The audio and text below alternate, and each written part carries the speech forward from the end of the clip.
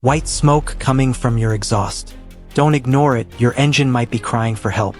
This could be something harmless, or the start of a very expensive problem. And the difference could cost you thousands. Stick with me, because in the next 3 minutes, I'll show you how to decode that smoke before it turns into a major breakdown. Let's make one thing clear. Your car should never look like it's vaping. White smoke isn't part of your car's personality. It's a warning sign. So what causes it? Let's break it down. 1. Morning mist, condensation. On cold mornings, it's normal to see some white vapor when you start your car. That's just condensation in the exhaust system burning off. If it disappears in a few minutes, you're good. But if it sticks around, that's when we worry. 2. Blown head gasket. Now we're getting serious. The head gasket is like a barrier between your engine's oil, coolant, and combustion system. If it blows, coolant leaks into the combustion chamber, and that creates persistent white smoke. This repair? Not cheap. Think $1,000 or more. Catch it early and you could save a ton. 3.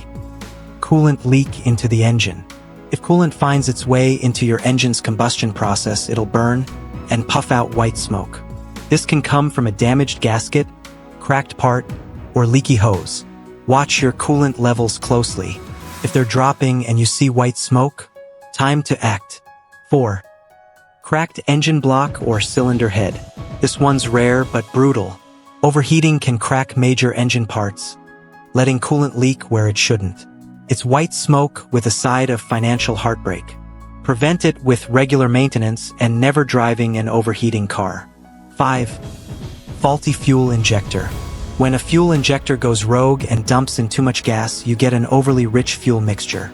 The result? Incomplete combustion and, you guessed it, white smoke. You'll probably smell the fuel too. This one's easier and cheaper to fix if you catch it early. Still not sure what your car's white smoke is trying to tell you? In our next episode, I'll show you exactly how to diagnose it step by step without needing a mechanic. If you want to stay in control of your car, avoid costly repairs, and drive smarter, hit that subscribe button. You don't need to be a mechanic to protect your wallet. You just need the right info. And that's what we're here for.